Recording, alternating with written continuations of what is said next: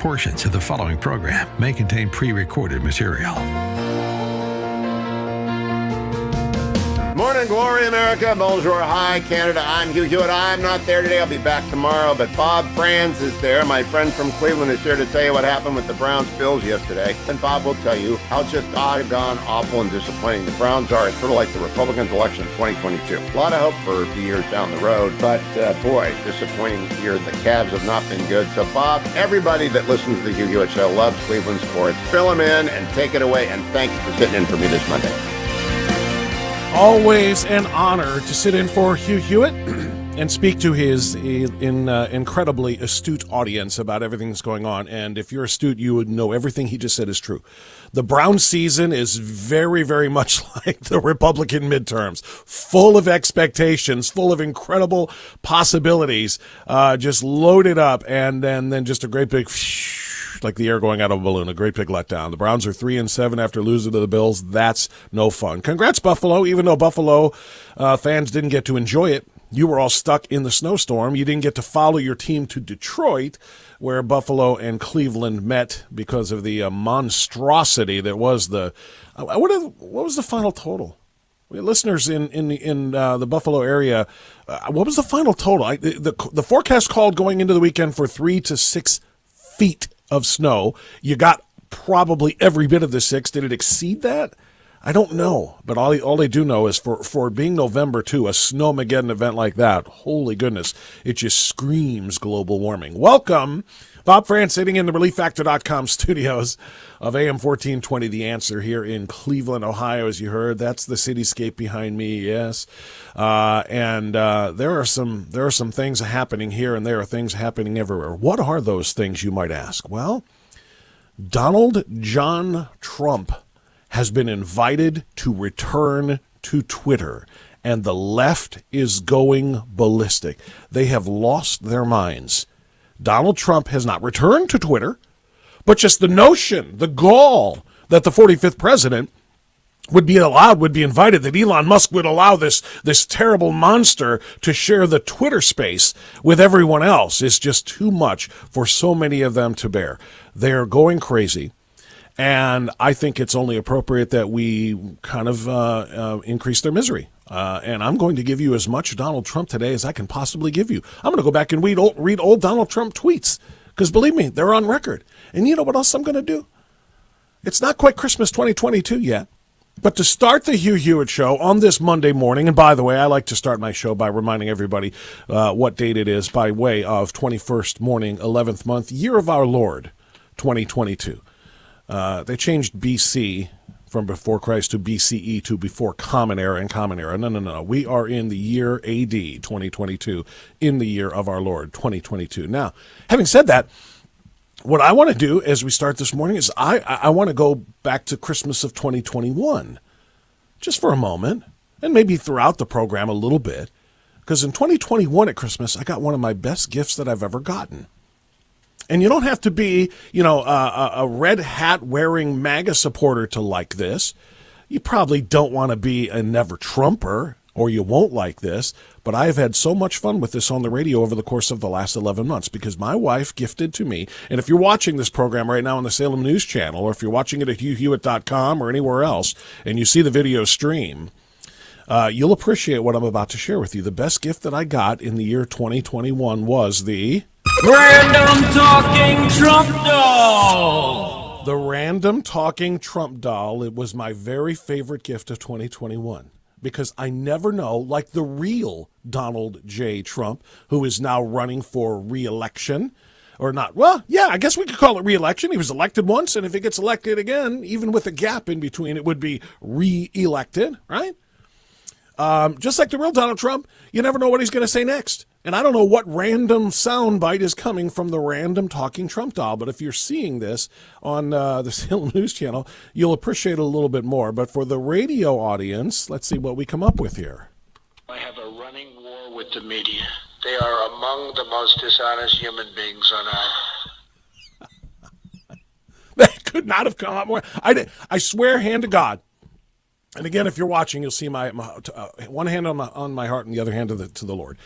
I did not plan that one, but is there any better one? Is there any more appropriate random talking Trump doll thought to come from Donald J. Trump as we start this Monday morning broadcast than that one?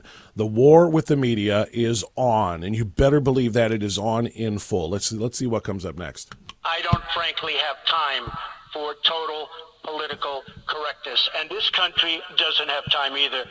We're going to give you a little bit of random talking Trump doll as the program goes on this morning. And why not? Because we're going to get some random talking Trump tweets. You know that, right? Random tweeting Trump, I guess we should probably call it. You think he's going to resist?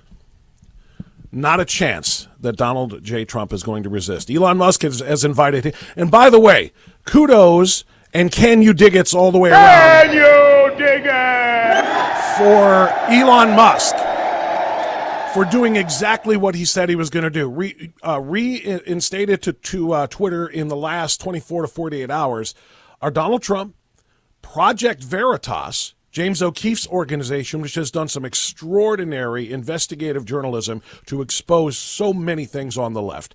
Project Veritas is back, and so is Dr. Jordan Peterson as well. Who is, so is Andrew Tate, the firebrand social media influencer whose popularity is extraordinary, but who was banned by previous Twitter because some people found his tweets to be offensive. Free speech wins. In the end, free speech wins. And that's what I love about what Elon Musk promised when he said he was going to buy Twitter. And so far now, he's starting to find his sea legs a little bit after kind of having the purge and booting those who worked very, very hard over the last 10 years or so to make sure that freedom of speech was destroyed, to make sure that freedom of speech did not exist, that censorship and suppression reigned supreme. He purged at least half of the Twitter staff on day one, and he has found himself trying to rid the company of the rest of those as well. And he is promising, for the most part, to return free speech to Twitter. That doesn't mean illegal speech. He's made that very, very clear. So he's inviting a lot of these people who have been banned back, and that is exactly how it's supposed to be. You don't have to love everything you hear from Dr. Jordan Peterson, but he has a right to say it and tweet it. You don't have to love anything you hear from Andrew Tate, but he has a right to say it. And people have a right to say, I like that, and retweet it. And yes, you don't have to love everything you read from Donald John Trump, but he absolutely has to have a right to say it and to retweet it. And you have a right to retweet it. You have a right to like it. You have a right to hate it too, but it has to be given voice. Like I said, short of something that is illegal. Now, the reason I want to bring all of this up to start this morning should be obvious. The left is going crazy over this. The left is demanding that Elon Musk not force them, share the Twitter space, if you will, with someone who is so reprehensible to them, someone that they just find so distasteful, etc. And I'm going to read you a couple of the tweets that have been put out in response to Elon Musk, who, by the way, didn't make his decision haphazardly. He kind of threw it to the people, if you will. He threw the poll up there. Should I reinstate Trump or not? Over 15 million people voted on that little poll in one 24-hour period. That's how long the Twitter polls last. Over 15 million people voted, and it was very, very close. It was right around 52% to 48%. Not on the number. There was a decimal point, but I think it was 51.8 maybe said yes. So he brought him back. And what the left is, saying and doing in response to this is simply hilarious, because the left, which is now freaking out about having to share the space with Donald Trump, has no problem with international leaders who oversee mass murder on behalf of their governments. They never complained and said, if Vladimir Putin doesn't lose his Twitter account, we're leaving Twitter. Vladimir Putin has invaded a sovereign nation and is killing thousands. And he's subjecting many of his troops to being killed as well in this ongoing war with Ukraine. He has done far worse. Vladimir Putin has had a Twitter account. No Democrats have left. No leftists have said, I can't be on Twitter if Vladimir Putin is there. The supreme leader of Iran which has threatened death to the Jewish state, death to Israel, promised to wipe it from the map. The Ayatollah Khamenei has a Twitter account. Any concerns by any of those on the left sharing the space with someone like that? Nope. The Ayatollah's fine. I suspect they would be fine if Kim Jong-un has an account. I suspect they would be fine if any radical communist or other tyrannical dictator has an account, but if Donald Trump has an account, oh, it's just a bridge too far. Are you kidding me? Thank you for exposing yourself, leftists. My name is Bob France. I'm happy to be sitting in for Hugh Hewitt on this Monday. I welcome you at 800-520-1234. We'll be back.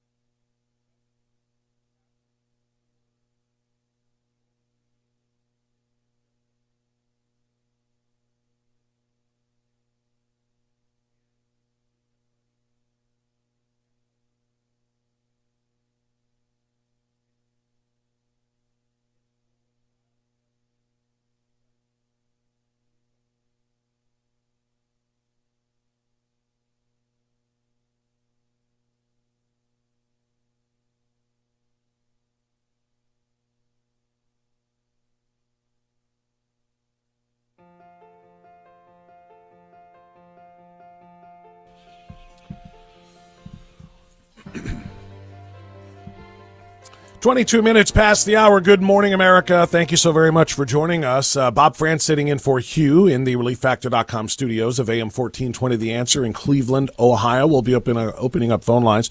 Next half hour, we're going to talk to Selena Zito. Looking forward to that. 800-520-1234 is the number to join us. By the way, I mentioned that Donald John Trump and Jordan Peterson and Project Veritas have all returned to Twitter. So have I.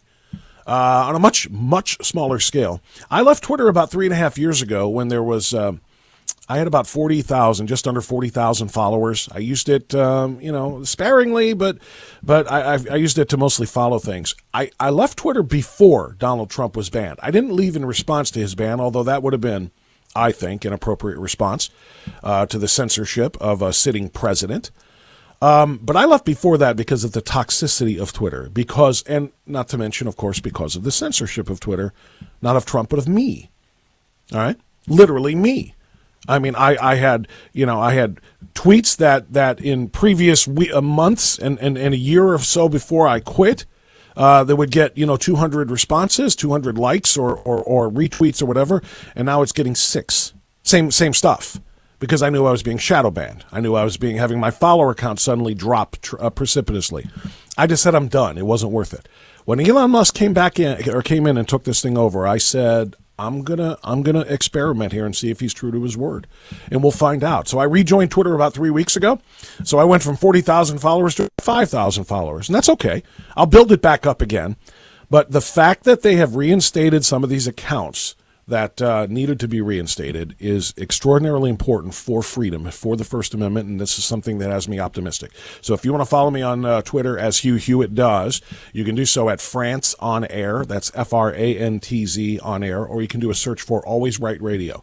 That's the name of my broadcast, name of my regular show in Cleveland, Ohio, Always Right Radio. You can look for me there, and we'll engage and see where things go on Twitter. Now, I'm honored to be able to, on day one of the campaign, to tell you about the Angel Tree campaign. Every year during Thanksgiving week, you know this, Hugh launches the Prison Fellowship Angel Tree campaign to help children with a mom or a dad in prison enjoy the special blessings of a wonderful Christmas, even though they have a parent behind bars. It's not their fault now, is it?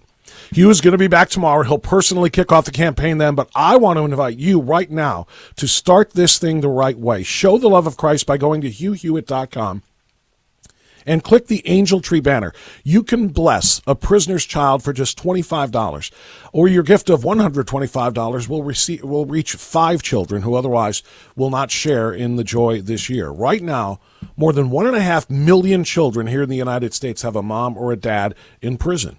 And these kids share the great burden of having a parent who's incarcerated. But for 40 years, Prison Fellowship's Angel Tree campaign has been making a real difference in kids' lives all over America, connecting them with their parents, sharing the gospel, bringing hope to children on the holiest day of the year. Last year, men and women like you helped deliver Christmas gifts and the gospel to over 236,000 children of prisoners in all 50 states. But the only way to change lives is if you step up right now to kick off this 2022 radio campaign. Please just go to HughHewitt.com, click on the Angel Tree banner, or if you're on the road already this morning, you can phone your generous gift in to this special number. It's 888-206-2764. That's 888-206-2764 to join our support of Prison Fellowship's 2022 Angel Tree. It is extraordinarily important. I love a lot of things about Hugh, my friend, fellow Northeast Ohioan. But one of the things I love the most is his true, sincere passion and dedication to this particular cause. There's a lot of causes that he gets behind and I get behind and a lot of the folks at Salem get behind. But I know how much this means to Hugh, and I really appreciate and respect the heck out of that. His sincerity comes through in every one of these campaigns, and the Angel Tree campaign is worthy of our attention. You got to feel bad. Yeah, I do. I feel terrible for the children of kids who did nothing wrong, and they are living their lives in a very, very different way than most of our kids do because of having a parent incarcerated, which, of course, is no fault of their own. So please go to the Hugh Hewitt page, HughHewitt.com, and click on that Angel Tree banner. We got so much to get into this morning. A terrible, horrific shooting in Colorado we're going to be discussing. We're going to be talking in some depth about the Republican Jewish coalition. Whole bunch of Republicans maybe lining up to join the presidential race. Stay with us on the Hugh Hewitt Show. Bob France sitting in. Good morning to you.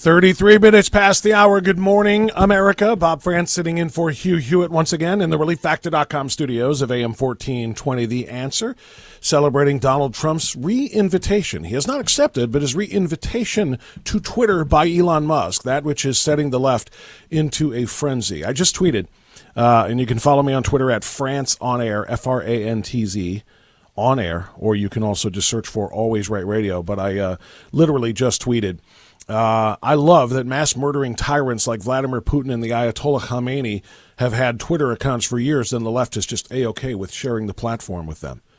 But Donald Trump is where they draw their outrage line. That's where the line is drawn. Donald Trump, they just cannot allow to have him, they cannot allow him to be on the platform and be in the same place. These are some very, very sick, twisted people. And it's those individuals who may be listening that I'm targeting when if I give you Donald Trump live tweets because he has not accepted Elon Musk's invitation to return to Twitter, preferring right now anyway to promote his Truth Social account, which I also belong to. I'm on Truth Social at Always Right WHK. Always Right WHK. That's my station here in Cleveland is WHK. But since he is not live tweeting, I can still give you Random Talking Trump Doll. Random Talking Trump Doll says, We are transferring power from Washington, D.C., and giving it back to you, the people. I never know what I'm going to get from Rand. That's what I love about Twitter with Trump on it, because you don't know what you are going to get. Let me open the phone lines. How do you feel about Trump rejoining Twitter? Do you think he should? And I'm going to tell you something. 800-520-1234. That's the number to join us this morning. 800-520-1234. Now that he has announced his candidacy for 2024, obviously it's going to be in his best interest to reach as many people as possible with his messaging. On the flip, however, I think we all know this. Donald Trump caused more than a few headaches for himself with his propensity to tweet and sometimes attack people that are not necessarily, how do I want to phrase this, the right targets, allies in the conservative movement, some other things that have happened through the years that have actually cost him some support.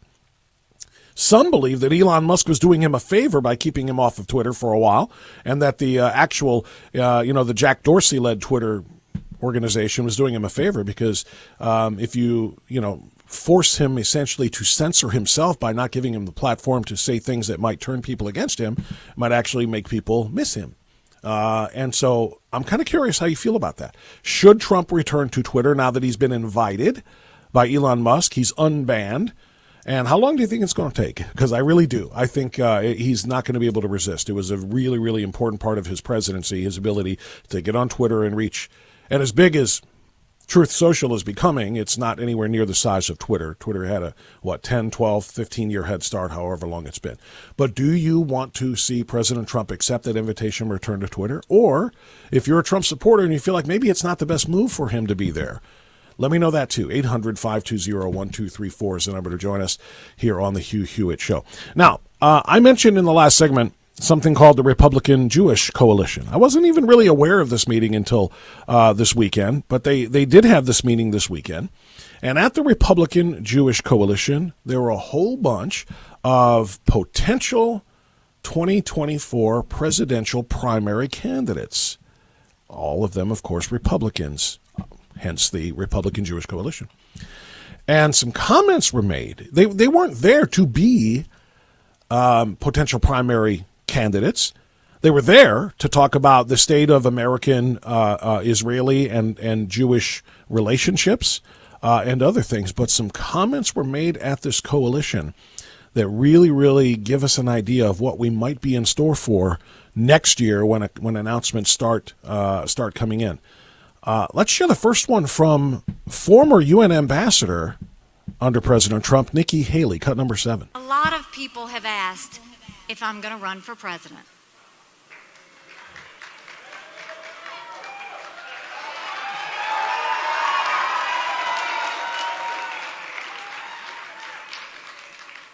Now that the midterms are over, I'll look at it in a serious way, and I'll have more to say soon. If my family and I decide to continue our life of service, we will put 1,000% into it and we'll finish it. For now, I'll say this. I've won tough primaries and tough general elections. I've been the underdog every single time. When people underestimate me, it's always fun. But I've never lost an election, and I'm not going to start now.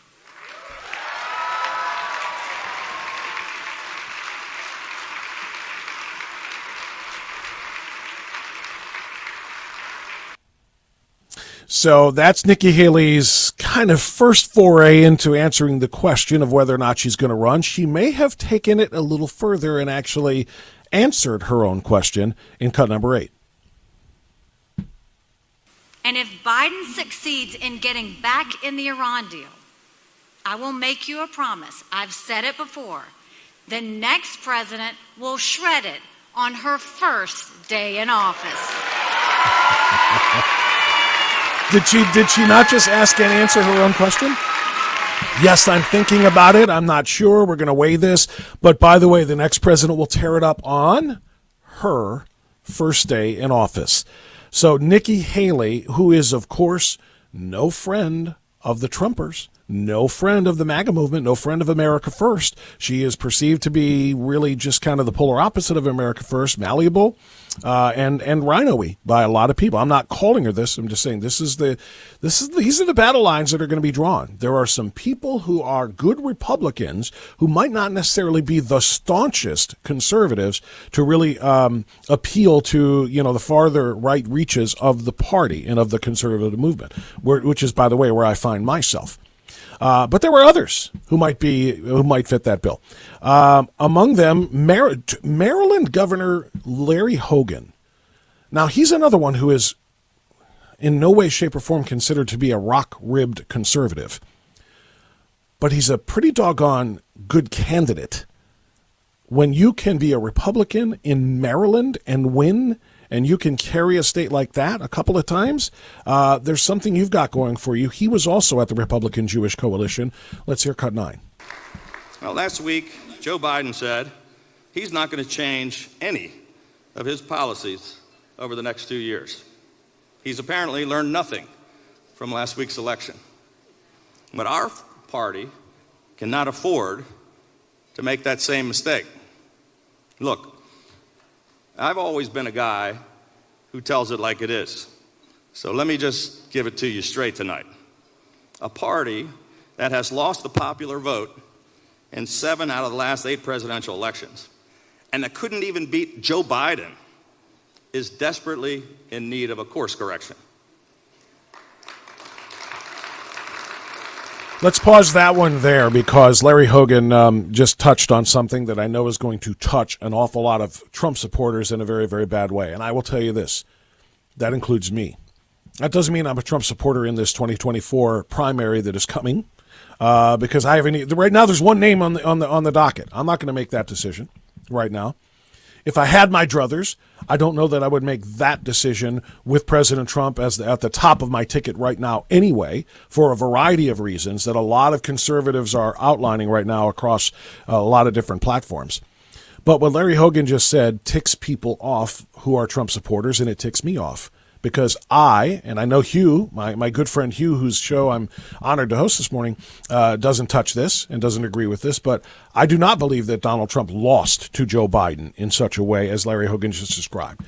To ignore the just mountains and mountains of evidence that were not allowed to be presented in courtrooms because judges wouldn't hear them, I just think is a mistake. I think there was a very, very serious wrong that was committed in 2020. But I also don't think that we should be looking back to that. I also don't think that should be the driving force for the 2024 elections. I do not think that the next president of the United States, no matter who he is, or next nominee, rather, for the Republican Party, should spend much time looking back at 2020. But I do think that if rhino-ish or establishment type of Republicans just continually dismiss the notion that the left interferes with elections in nefarious ways, and did so a week and a half ago, or I guess it would be 2 weeks ago from tomorrow, that they did on the midterm elections on November 8th, because they do. To ignore that is to ignore the real fight, or one of the real battles in the ongoing war to win elections in the future. They do those things, and I think that is also something that needs a course correction for Republicans, to use Larry Hogan's term there. I want to get one more in this segment, if I can, here quickly. Former Trump Secretary of State Mike Pompeo, who is just a brilliant, brilliant man. I have mountains of respect for Mike Pompeo.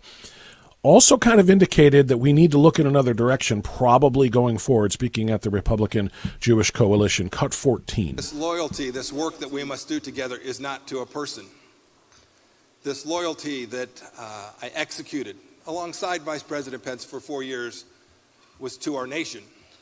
It was to a common cause. I was loyal. I worked hard. I did every day everything that I could to honor and be loyal to the oath that I took when I raised my right hand to defend the country. It wasn't a loyalty to a person or a party or a faction. It was to you and the promises that we had made to the United States of America. As I think about it, we're all focused on last Tuesday. I'm proud of how let's we cut did. the secretary there, because I think the gist that you got there is, what one person does he mean when they say our loyalty can't be to a person? It has to be to the country and to the cause. That, of course, is a direct statement to Trump supporters. We can't just be loyal to one man. We've got to go beyond that and do this as a party and do this as a nation. He went on to say it's time to look forward, not backward. My name is Bob France, sitting in for Hugh Hewitt. We'll go to your phone calls, but we also have Selena Zito coming up right here on the Hugh Hewitt program. Stay here. Thank you, Bob France. Don't go anywhere, America. Bob will be right back. I do want to remind you that even when I'm gone, I'm checking the price of gold every day because I've got gold. I buy my gold from Birch Gold, which you should do as well. HughGold.com, HughGold.com. Or text my name, Hugh, to 989898. And I keep watching the crypto collapse, which I have told you was coming. I have warned you about it. I have told you never buy anything you don't know. Everybody knows gold. For as long as there has been human history recorded, we know that gold has mattered. It never, ever loses all of its value. It never goes to zero like the crypto people got caught holding the bag by SBF.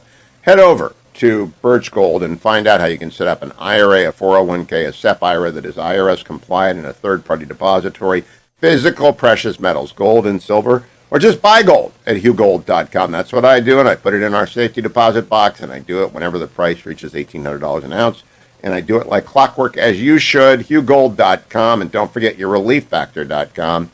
I've been chasing Genghis Khan around for the weekend, and I'll be moaning and groaning on Tuesday when I'm back to tell you about it. But I took my Relief Factor with me, so I'll be fine. I may have doubled down on it, and I'll tell you about it tomorrow. But 1995 is exactly what you need to get to birchgold.com, birchgold.com. 1995 is what you need for relieffactor.com. I'm starting to nod off here. It's getting so late in the day, and I'm taping my pre-records. Relieffactor.com, 1995, 3-week starter pack. And don't forget, because especially with Bob sitting in, Charlie from Cleveland, sitting in the front row, and Bob and I were doing the pre-election tour to pump up Mike DeWine and J.D. Vance, both of whom won. And Bob can tell you all about that. I'm sure he has already done that. ReliefFactor.com, Cleveland, right in the front row, Charlie brought it up to me and said, this worked wonders. I've told you lots about it. Believe Charlie, believe me, believe the thousands of people who take ReliefFactor.com every single day. And come right back for more of Bob France on the Monday morning edition of the Hugh Hewitt Show.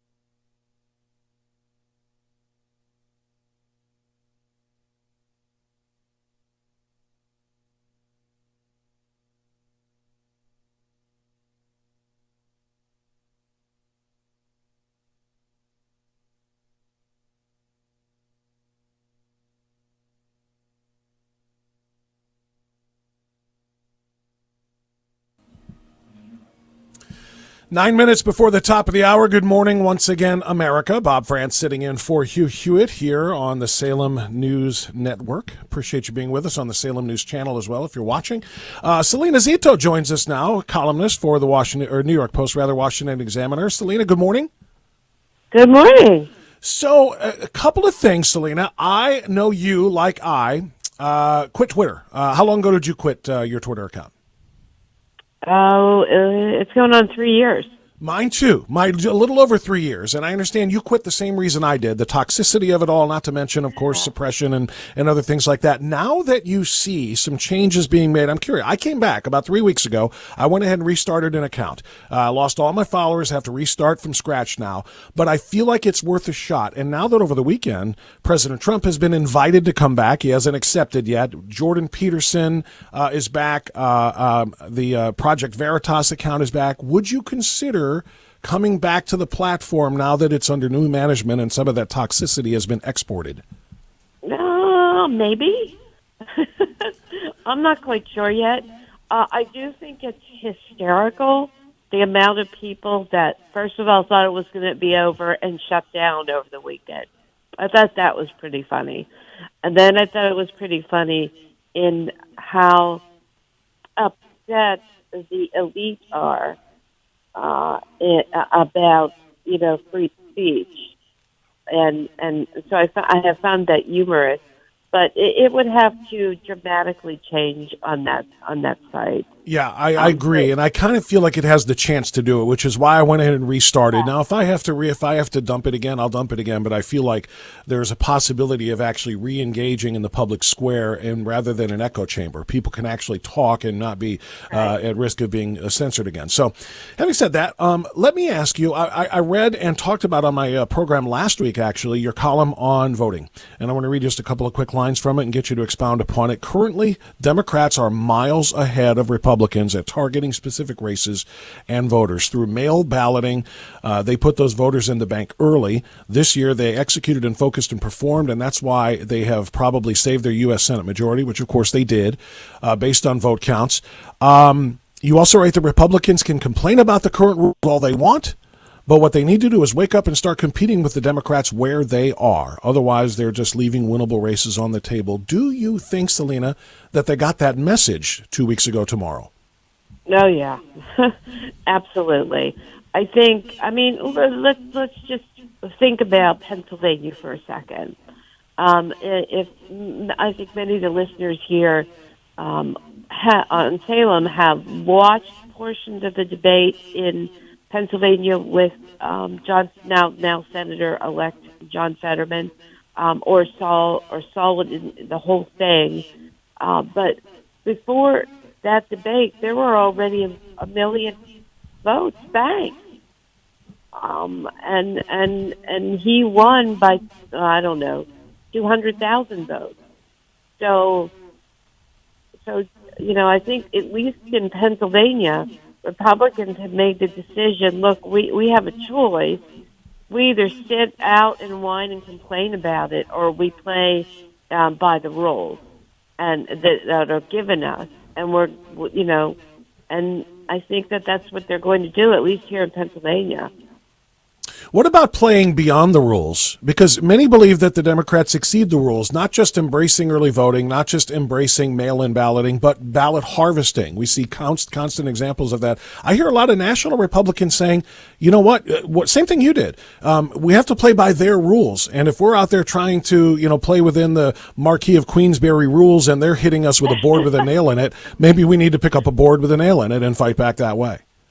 Yeah, there's a lot of states where ballot harvesting is legal. You're allowed to do that. So again, are you going to be like, that is wrong, thou shalt not do that, and or go ahead and all right, they're doing it, it's legal. Why aren't we doing it? And now down the road, once you get a majority in your state, because this is state by state. But once you get a majority in your state legislature and get a governor's, get a seat in the governor's office, you can change it back. There's no early voting in New Hampshire. None. zero, and there's no ballot harvesting. So it's going to be tough to roll anything back, though, that is already Right. out in states where it is, because the immediate scream and the hue and cry is what? Voter suppression, disenfranchisement of minorities, and so forth. If you try to limit the early voting or the mail-in voting access that has already been put out. Right, that's absolutely true. But there are states that still are able to do it. But I think at this point, Republicans, if they want to win, they're going to have to play by the rules that they are dealt, whether they think they're right or unfair or Right. whatever the case may be. That's the sandbox, and if you're not playing in the sandbox, you don't get to win. I think you put it very, very well when you said Democrats are banking votes early and Republicans are taking IOUs. I promise I'll be there on Election Day, and it's just not enough. We found that out on November 8th. Selena Zito, thank you so very much for the time. Thanks to everybody for being with us this morning on the Hugh Hewitt Show. Hour number 1 just about in the books. Glad to be here for the next 2 as well. Bob France sitting in for Hugh in Cleveland, Ohio. We'll be back.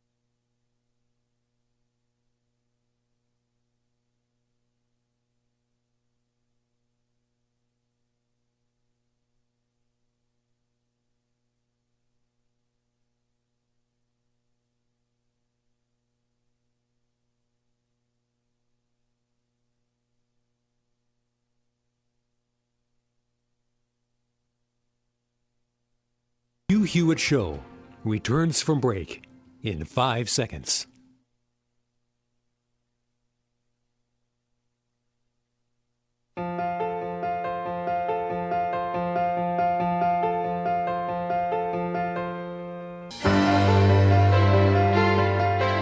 Portions of the following program may contain pre-recorded material. Morning glory, America. Bonjour, hi, Canada. I'm Hugh Hewitt. I'm not there today. I'll be back tomorrow. But Bob Franz is there. My friend from Cleveland is here to tell you what happened with the Browns-Bills yesterday. And Bob will tell you how just doggone awful and disappointing the Browns are. It's sort of like the Republicans' election of 2022. A lot of hope for a few years down the road. But, boy, disappointing year. The Cavs have not been good. So, Bob, everybody that listens to the Hugh Hewitt Show loves Cleveland sports. Fill them in and take it away. And thanks for sitting in for me this Monday. Well, thank you for having me and inviting me to sit in to speak with this erudite audience. It's a phenomenal opportunity. I love sitting in for Hugh Hewitt. Welcome. I am in the ReliefFactor.com studios here in Cleveland. Yes, the Browns are as bad this year as the I can't do it, Hugh. I'm sorry. I can't. I was going to make that comparison like I did at the beginning of hour number one to, the performance of the Republican Party in the midterm elections. Was it underwhelming? Yes. Was it a resounding disappointment and defeat, the likes of which our Browns are experiencing on a regular basis this season? No. It's funny, because when I came on the air on my regular Cleveland show, which, by the way, if you're interested, as you listen nationally, my program airs right after Hugh's from 9 until noon Eastern. At WHKradio.com. That is the best place to listen to it. You can also download the mobile app, which is 1420 WHK, and do it on the iHeart way and the radio.com way, and, of course, all over the place. But as I said on my local show on Wednesday, November 9th, the day after, was the wave there? No. Was the tsunami there? Clearly not. Was it a loss? We didn't lose. We lost no ground in the Senate, and even if this runoff race in Georgia goes the Warnock way and not the Walker way, it's going to be 51-49, but it's still, they're not going to have what they need in order to do the most radical of legislative priorities. They're not going to be able to, add D.C. and Puerto Rico as a state. They're not going to be able to, pack the Supreme Court and all these other crazy ideas at all. We did not lose. We're going to keep the same spot in the Senate, which is a disappointment, yes. And we, of course, have now taken control of the House, which gives us oversight, which gives us investigative subpoena powers in order to try to stop the most dangerous and radical things that the Biden administration and their control of Congress have done. So what I said is we didn't lose and get knocked out, but we didn't knock them out either. You know what we did? We had another round. In a very, very long heavyweight championship fight, it was another round. Ring the bell. I'm not slumped in my corner over what happened on November 8th. I'm bouncing in the middle of the ring. I'm shadowboxing and I'm ready to go. Ring the bell. Let's go. We're not defeated based on what happened on Tuesday, November 8th. So I hope people keep that in mind. It is very, very important to keep that in mind. We are not defeated. We are just in this place where we weren't in as great a shape as we thought we would be. All right, we are guest-free in this hour of the Hugh Hewitt Show, so I really want to hear from you. 800-520-1234. 800-520-1234. I want to address the Colorado shooting before I go to the phones and talk. And by the way, the question I've asked you for phone calls, at least in the early going here, is about whether or not Donald Trump should accept Elon Musk's invitation to rejoin Twitter. Musk decided over the weekend by way of a 24-hour Twitter poll. He asked the Twitter users, and over 15 million votes came in on the poll. 51.8% said, yes, bring Trump back. 48.2% said, no, you can't do that or you shouldn't do that. So, and he literally just tweeted, Elon Musk did, the people have spoken. Donald Trump is unbanned. As was Jordan Peterson, as was, the Project Veritas organization and so forth, as we've been discussing. Question is should Trump accept that invitation to rejoin Twitter? He has initially said he will not. He is happy with Truth Social, his own personal Trump brand social media. I have an account there at Always Right, WHK, on Truth Social. I enjoy it, and I ask you to follow me there. But I've rejoined Twitter as well since Elon Musk came over and brought a little bit of sanity back to it. And I went from 40,000 followers 3.5 years ago when I quit to I just restarted 3 weeks ago. Now I've got 5,000 followers. I want to build that back up and really enjoy reaching people, interacting with people, and not having my ideas or comments or shared or retweeted posts censored the way I was before. So if you'd like to follow me on Twitter, and hopefully President Trump will be there soon, because I think that's the answer to my question, or at least my answer to my own question, but I want yours. But you can follow me on Twitter at France on Air. France is FRANTZ. And you can also search me out at Always Right Radio. One word, Always Right Radio on Twitter. So my question to you on the phones is, do you think Trump should accept the invitation and come back to Twitter? Or is Twitter, when in his hands, a little too self-destructive for him? Because he has done some things on Twitter that have cost him support even of conservative supporters at points in time during his presidency. And that maybe not being on that platform is helpful to him, because it kind of limits his exposure to more creative and more productive public views, if you will. So I'm curious, do you think he should rejoin, and do you think he will rejoin? And have you stayed on or rejoined Twitter now that some sanity is being restored? So I'm curious. 800-520-1234. Now, having said that, I do want to address this. An horrific shooting in Colorado Springs. It was just, it was Colorado Springs? I think it was, but I'll just say Colorado for the sake of making sure I'm right. Terrible situation at what is described as a gay club in Colorado. Mass shooting, 5 people killed. A couple dozen, I believe, injured. It's just a terrible, terrible event. There's no other way to describe it other than horrific and unacceptable. A place called Club Q in Colorado. It was immediately compared to the Pulse nightclub shooting, which was a gay club in Orlando 6 years ago. But as of this point in time, there's no motive that has been made clear in the Colorado nightclub shooting.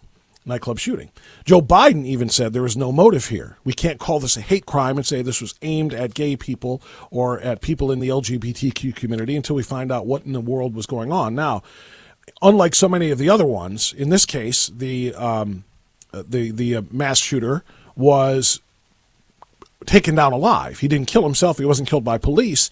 He was subdued by some of the club goers. So he's alive, and hopefully through questioning and through trials and whatnot, we can find out what the motive was. So many times we have to look for manifestos, look for online comments and statements. What did he believe in? What was he like, etc., before we get into the motives. But now he survived this event, so we will hopefully be able to find out the motive. But that isn't stopping the radical left from doing what the radical left does.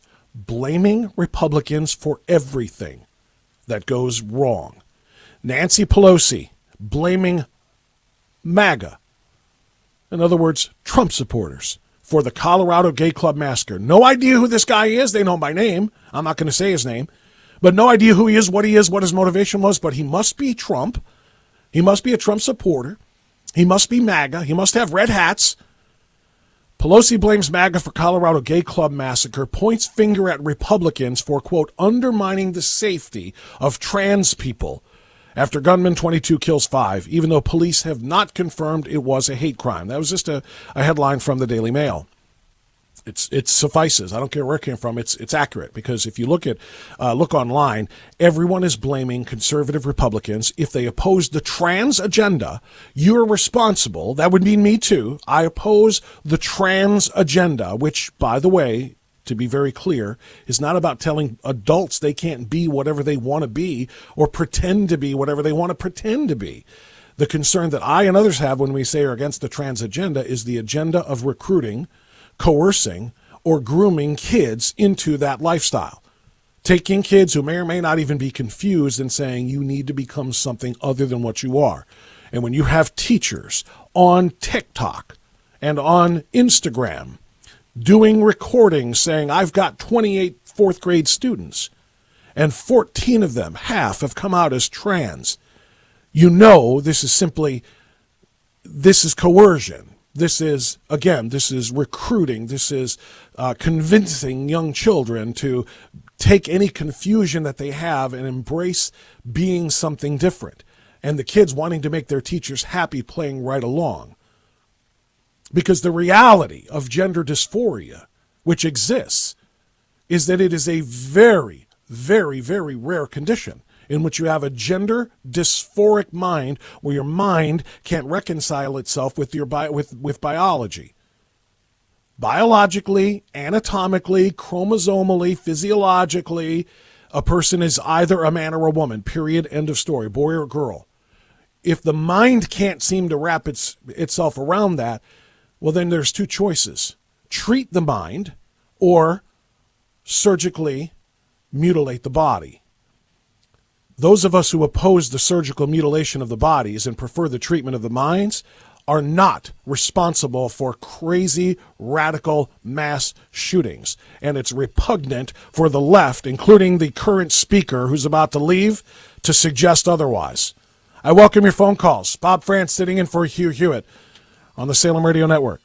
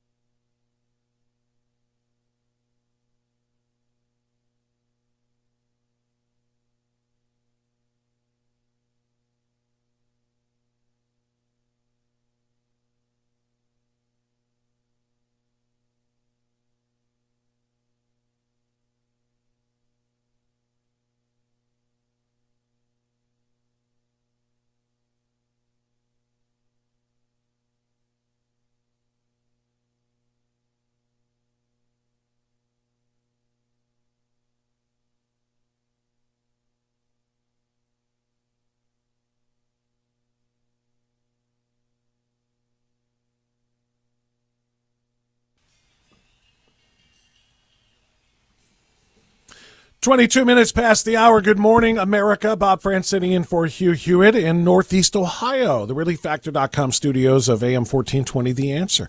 You can find me online at WHKRadio.com. My program airs right after Hugh's, but I'm glad to be sitting in for him. Hey, I'm really glad to be here today, too, because this week and this Monday program kicks off Thanksgiving week, and that's when Hugh launches his Prison Fellowship Angel Tree campaign each year to help children with a mom or a dad in prison enjoy the special blessings of a wonderful Christmas, even though they have a parent behind bars. Is back tomorrow, and he'll personally kick off the campaign as only he can. But I do want to invite you right now to get started and show the love of Christ by going to HughHewitt.com and clicking the Angel Tree banner. You can bless a prisoner's child for just $25, or your gift of $125 will reach 5 kids. 5 children who otherwise won't share the joy this year. Right now, more than 1.5 million children here in the United States have a mom or a dad in prison.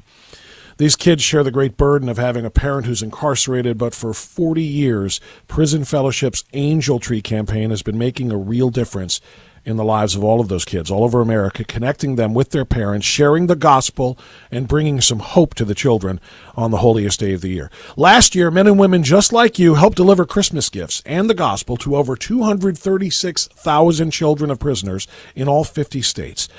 But the only way to change lives is if you step up right now to kick off the 2022 campaign.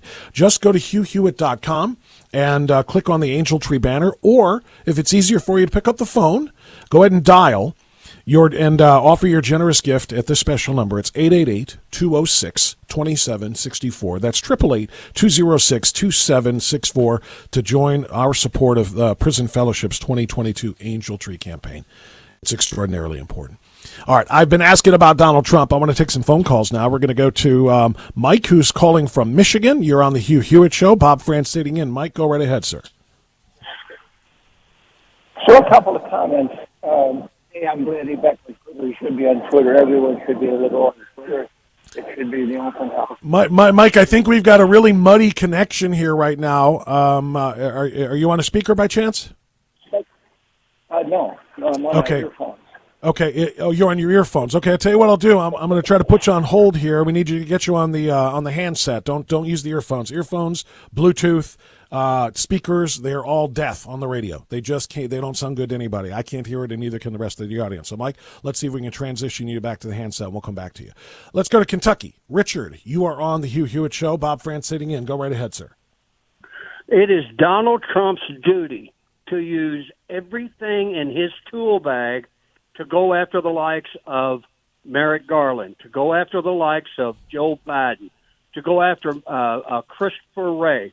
I want Donald Trump to take 58 million of us who are his base, 58 million who would vote for him tomorrow. I want him to use everything that he can find to come after the swamp.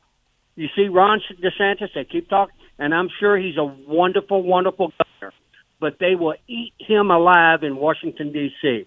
Donald Trump is the only one, and I want Mike Pompeo to be his vice president.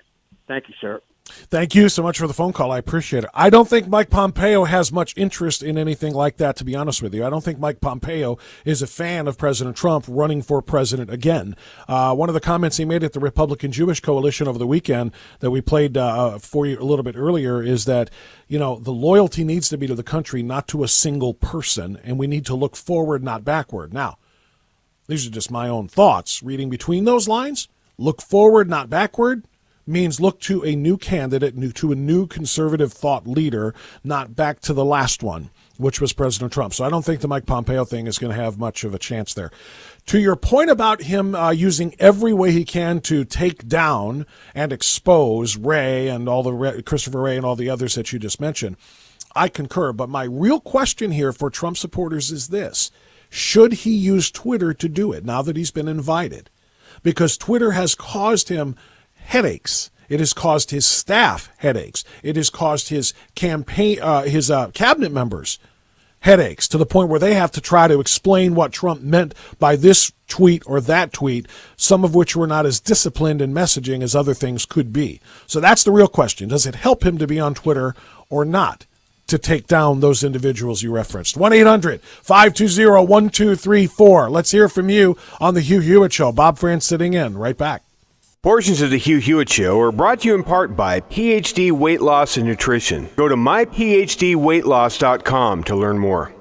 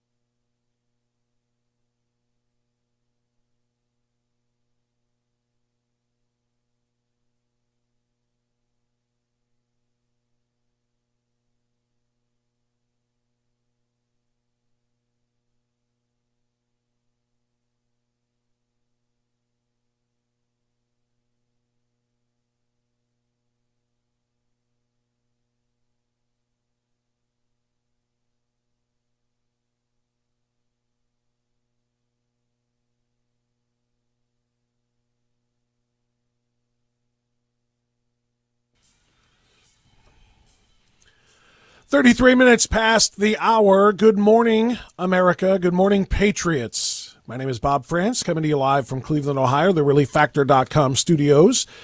Sitting in for Hugh Hewitt this morning. Happy early Thanksgiving to you. It's the last chance I'll have a chance to tell you that coast to coast. I'll remind my local listeners in Cleveland of that a few times between now and Wednesday. But happy Thanksgiving to you. Phone lines are now open at 800-520-1234. Large question, should Donald Trump return to Twitter now that he's been invited? Or is it counterproductive for him to be there where message discipline has been a problem in the past? Last caller just said Trump should get on there and use every platform he can to hold Christopher Wray accountable and to hold Biden accountable, hold all these other individuals. And I don't disagree. He needs to do that. But I think it's done better with message discipline. That's number one. That's question number one. Should he return to Twitter? I don't think he can resist. I think he will sooner rather than later. That's number one. Number two is regarding Donald Trump. We've been playing a few clips from the Republican Jewish Coalition meeting that was held over the weekend. We played a little Nikki Haley, who gave some very strong indications that she's thinking about running for president. We played Larry Hogan, Governor of Maryland, who made some of the same types of suggestions that this is something he's thinking about. Even Mike Pompeo, former Secretary of State, who has talked about potentially running for president. As a matter of fact, let's hear this one real quick, because I find this is kind of a cute way of saying that my intentions may be to indeed run for that top spot. Let's hear cut 15. Mr. Vice President, I think Vice President's sitting here. It's good to see you. It's great to be your warm-up act tonight. Who knows? The next time we're together, we could be on a stage, multiple podiums. Who knows who else might be with us? Yeah, who knows? And who knows who will between us, and who knows what nicknames we might have. It's I think that's a very strong statement by Mike Pompeo. He's essentially saying, I'm almost there. I'm not going to make this announcement as early as President Trump did, but, sharing some podiums on a big stage and being called nicknames by the former president is essentially what Mike Pompeo was saying.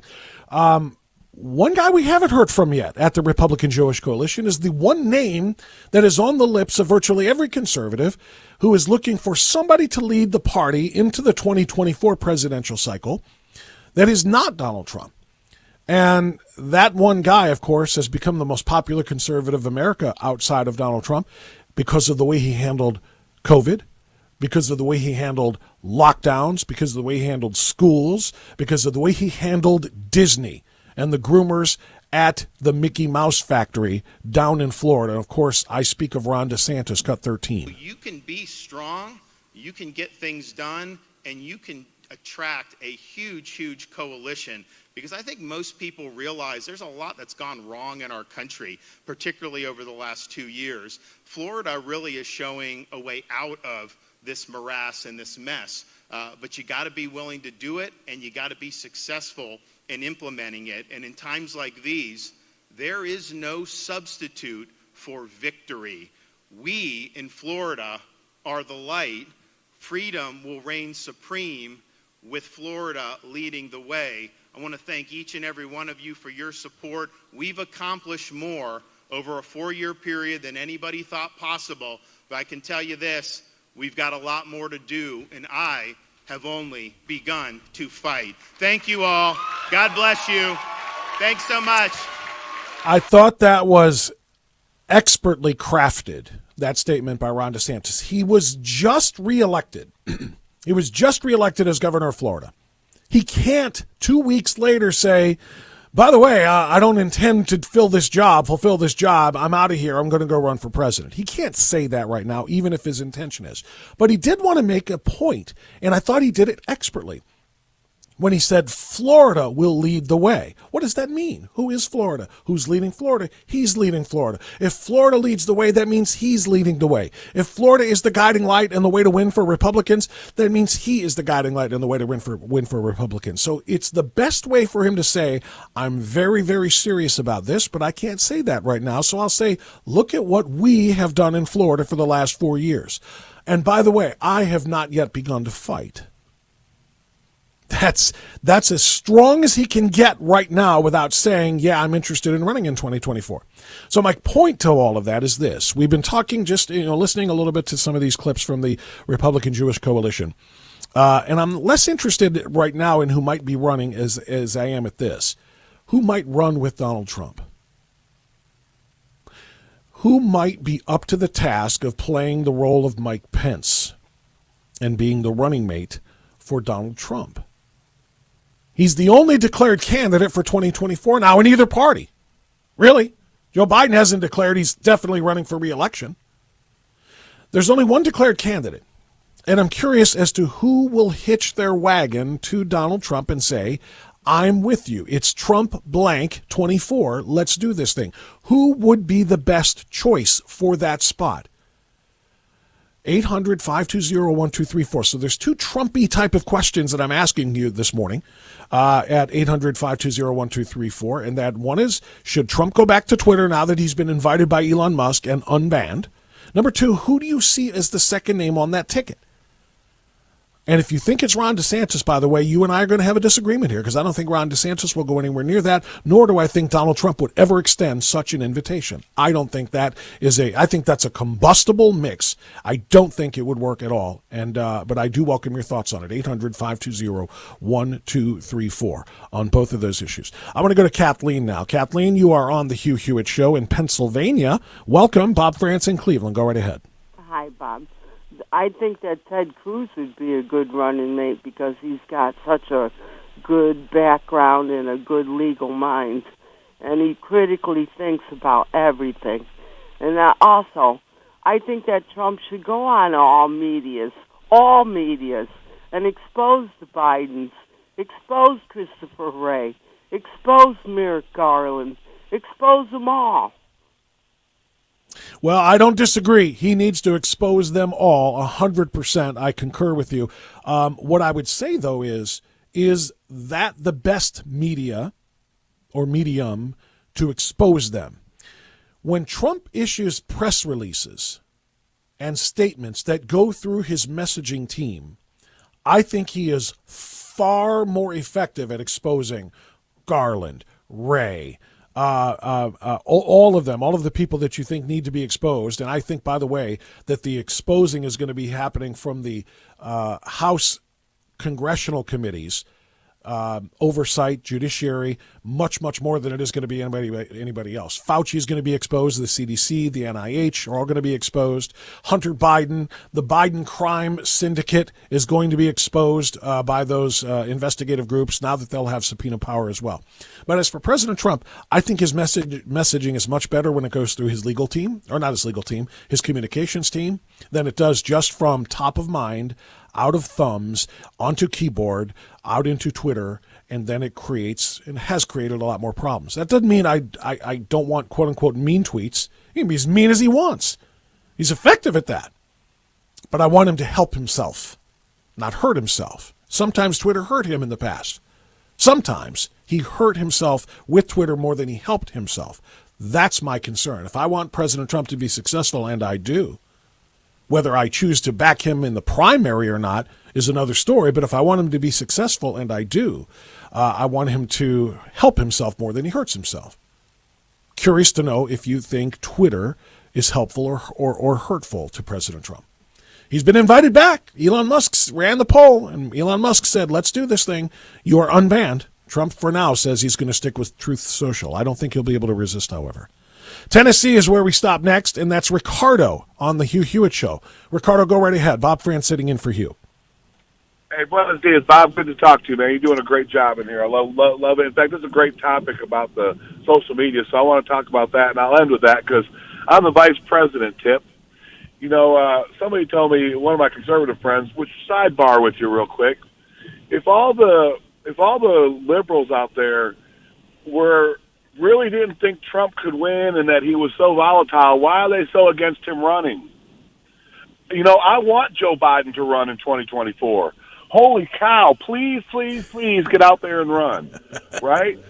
But with Trump, they're like, oh, there's no way he can win, but we're going to do everything we can to stop him. It just doesn't add up to me. DeSantis, no way he's going on that ticket. We need him in Florida, people. We just got it out of the purple zone. Who's going to take over Florida? I don't think it's going to be a DeSantis type. Let's keep him there for 4 more years and secure that up. One of my liberal friends said, what about Carrie Lake?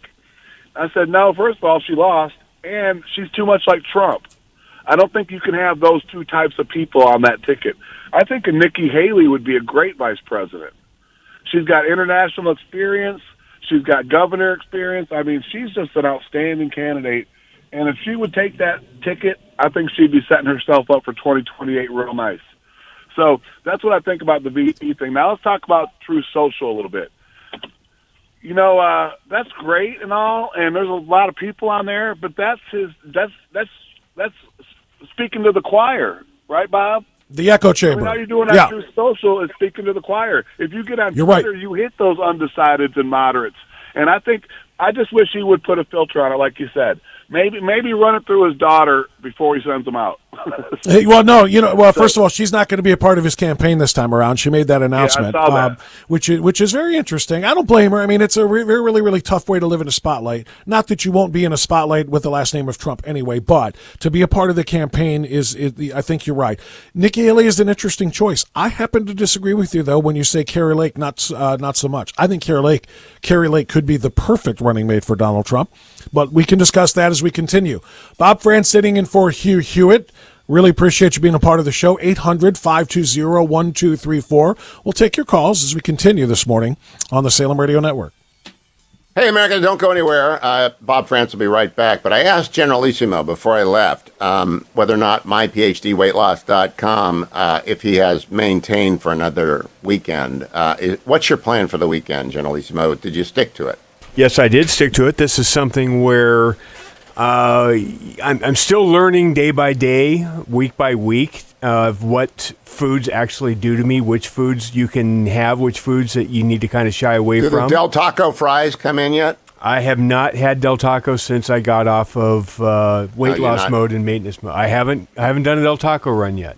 I have had Mexican food one night, but I have not done a Del Taco run. MyPHDweightloss.com. Generalissimo is a third of Dwayne, or a quarter of Dwayne. He lost 50 pounds in 12 weeks. And you have to call 864-644-1900, 864-644-1900.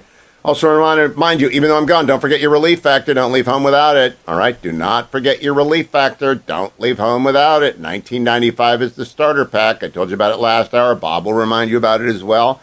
We don't want you to leave home without it because it only works if you take it every day. And sometimes, as probably this weekend, since I've been chasing Genghis Kate, again, 2 weekends in a row, that means double down on relieffactor.com. Carrying around 3-year-olds under your arm is one of those things that, really shouldn't do. But I do it because it's fun, and she likes it, and I'll do whatever Genghis Kate tells me to do. So I take my relieffactor.com and grit and bear it and get ready for it and love every minute of it. Relieffactor.com makes you love your life more. Get rid of the minor aches and pains that come with exercise. You should be doing that. Aging, you're definitely doing that. But you got to get started.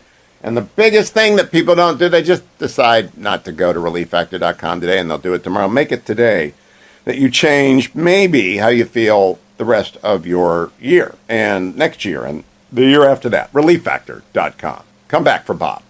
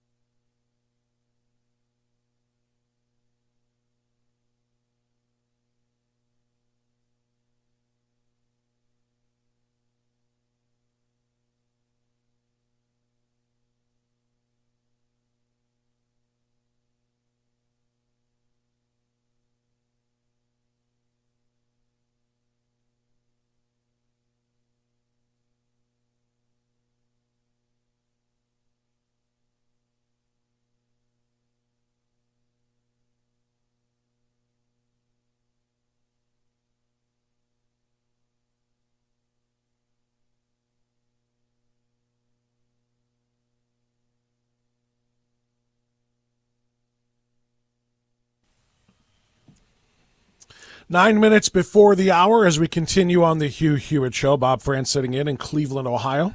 ReliefFactor.com studios, AM 1420, The Answer. Phone lines open at 800-520-1234. Talking about President Trump, who should run with him. Now that he has made his announcement, 1 week ago tomorrow, he made his announcement, he's in. Who's going to be beside him? Trump dash what?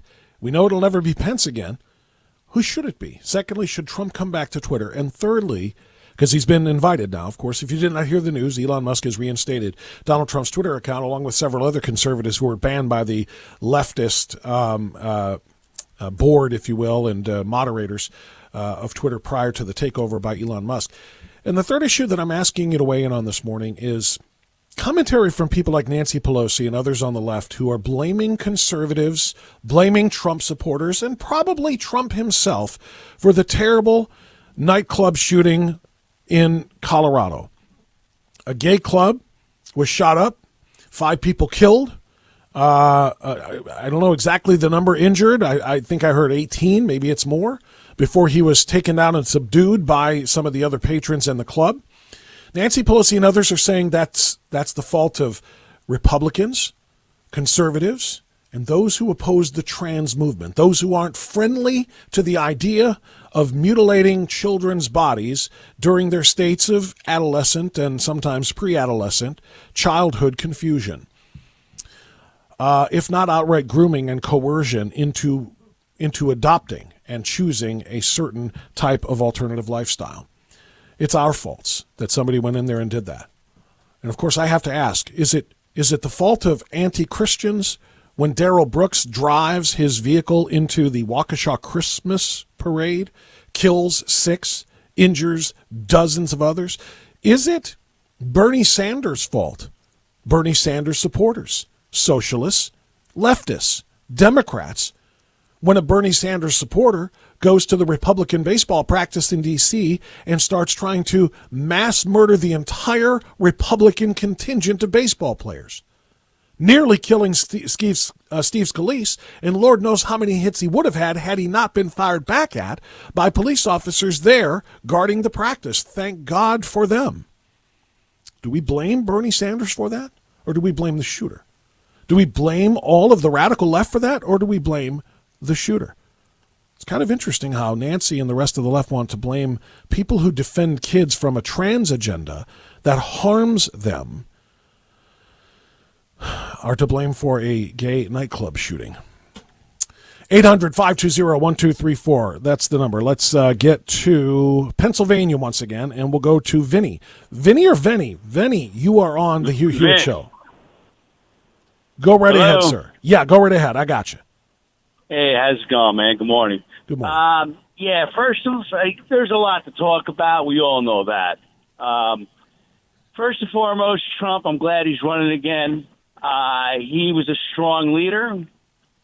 All right. DeSantis is a great leader down in Florida. I think it should be. My wife disagrees with this, but that's okay. She said DeSantis and Trump as a vice president. I told her, no matter which way you look at it, it should be Trump and let him pull DeSantis in, because Trump had a stronger personality.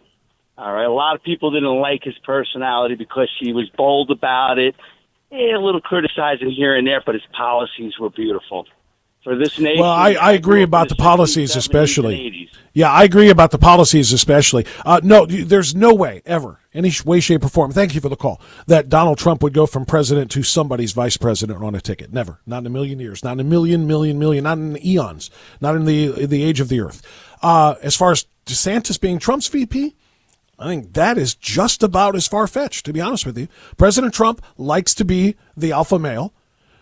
Ron DeSantis is an alpha male. He would have to become a beta male. He would have to become a 2, and his star is too bright. President Trump doesn't want to compete with anybody else's bright star. He doesn't want somebody like that. I believe Donald Trump is going to have to choose somebody who is a step and fetcher, somebody who will do what he's told, when he's told, say this, back me, not be bright and a leader in your own right. I really, really don't think that's the right mix there. Secondly, Ron DeSantis, I don't think would want to be caught up in all of the baggage that President Trump carries carries with him into this second term, or excuse me, into this third campaign trying to win a second term. I think he would compete with him before he would join him. But I appreciate the point. That's why we're having this conversation. Thank you. We'll try Kevin in Ohio next. What part of Ohio, Kevin? I'm down in Columbus area. How are you? Welcome. I'm great. Thank you. Welcome. Go ahead, sir. Probably not too happy about your Browns, are you? No, that's a mess. Don't even get me started. All right. Yeah, kind of torn about Trump being in. Love the guy. Love his policies. Don't like his childish behavior at times, and the media's just going to destroy him. But they'll destroy any Republican. But looking at running mates, real word on the street, he's been talking to MTG, but I don't think that'd be a good choice either because media destroys her too. Very polarizing. She is polarizing. Yes. I like Kristi Noem or Carrie Lake. I love both of them, and I'll tell you something. Kristi Lake is somebody that I don't want to disrespect her by saying she would step and fetch, like I said, but she is super, super loyal to President Trump, and I think she would feel honored to be able to do exactly what he wants and to be a part of that ticket. Thanks so much for the call. Top of the hour is coming. 1 hour to go on the Hugh Hewitt Show. Bob France sitting in. Stay here on the Salem Radio Network.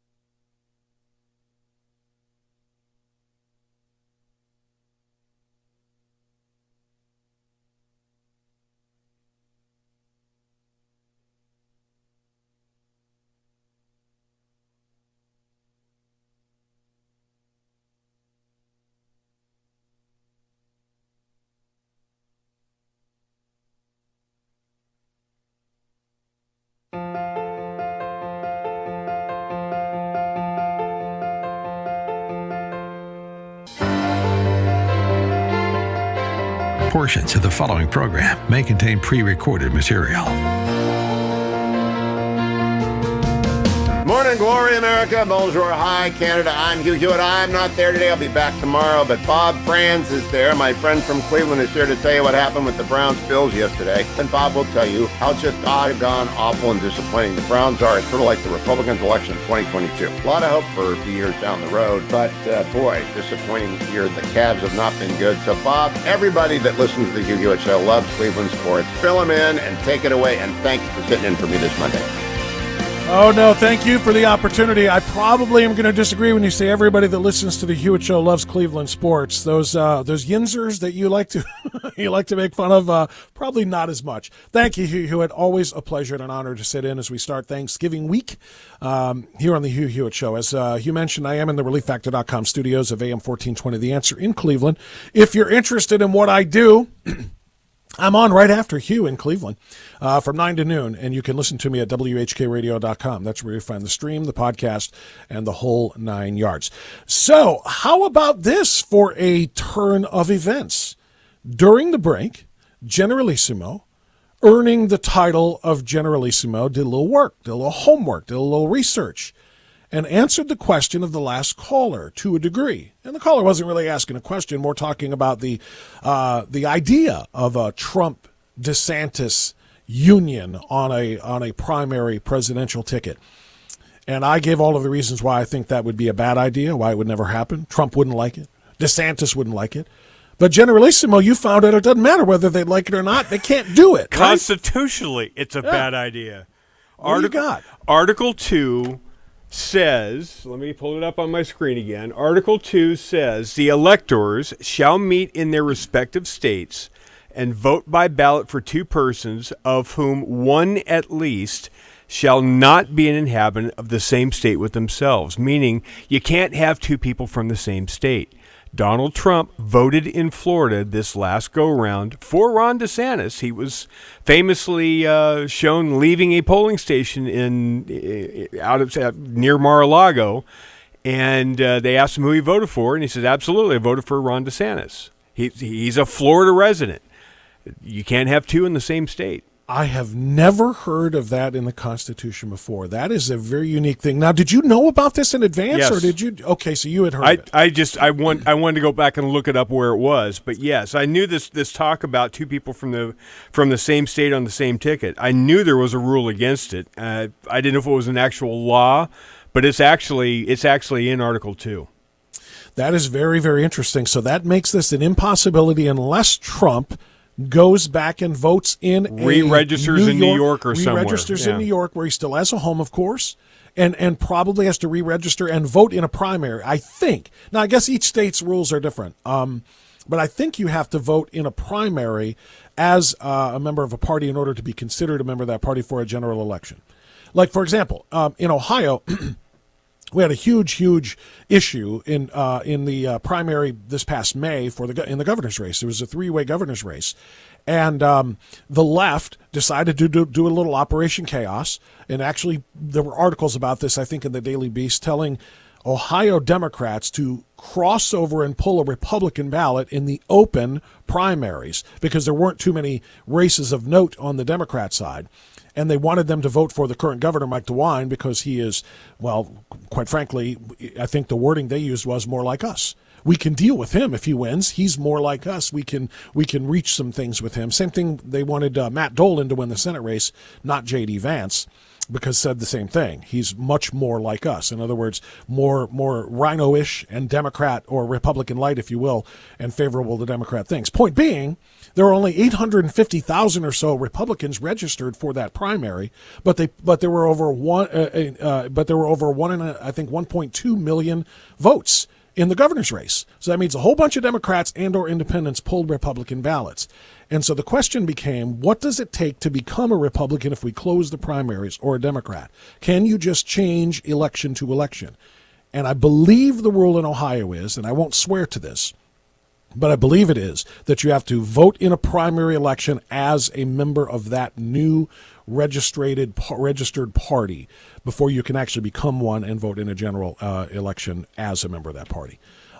So like I said, I might have that a little bit off, but it's somewhere close to that. Point being, if Donald Trump really did want to run with Ron DeSantis, he'd have to go through whatever that process is for New York.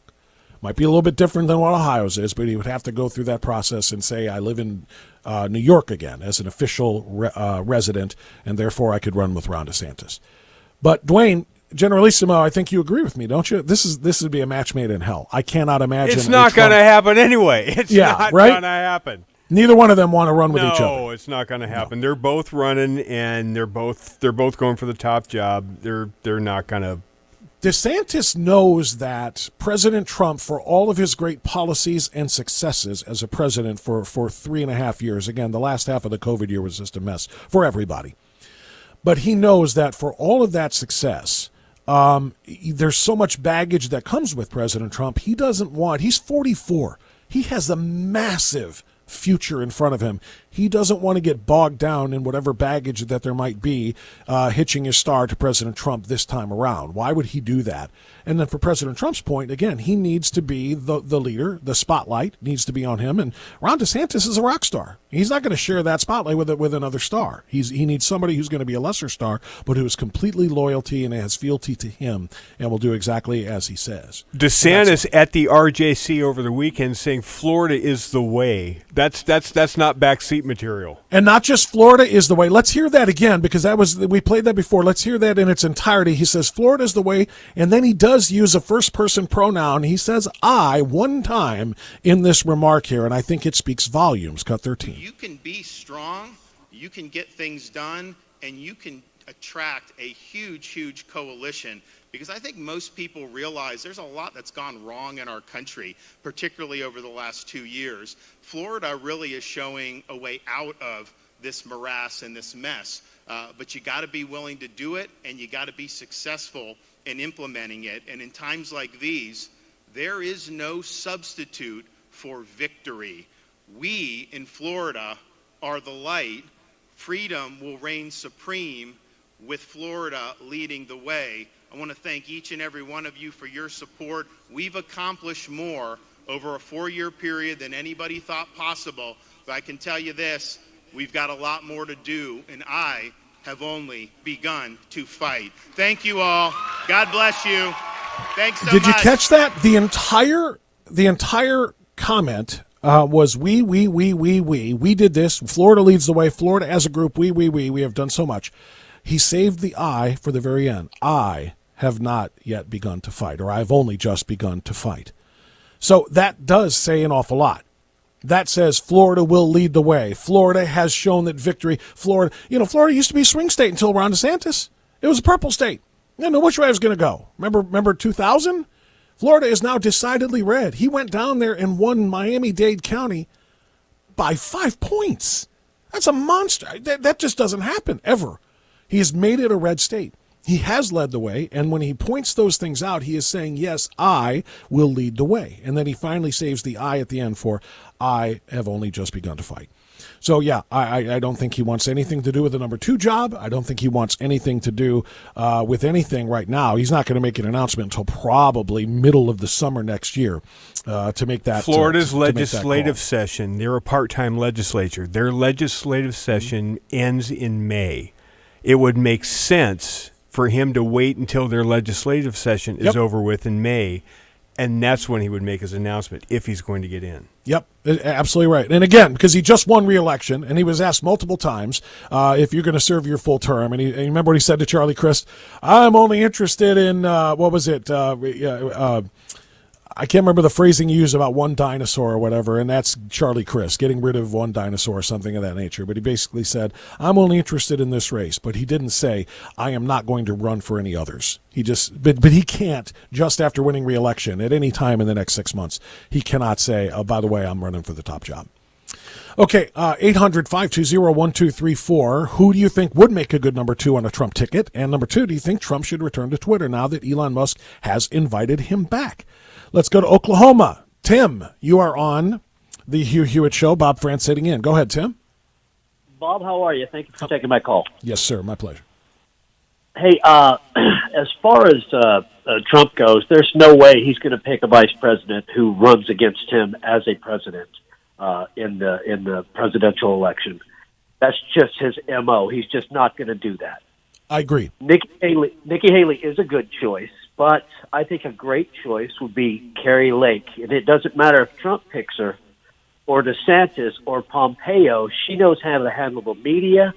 Yes, she's very good at what she does. Do you think she's too much like him, though? Well, what's wrong with that? I don't know. I don't know that there's anything wrong with that. I'm wondering if there needs to be a softer side to offset the hardcore that is President Trump. If two hardcore candidates and hardcore conservatives like that would be too much. It's just a question, not an answer. 17 minutes after the hour, Bob Frantz sitting in for Hugh Hewitt. Stay right there. We're coming right back on the Salem Radio Network.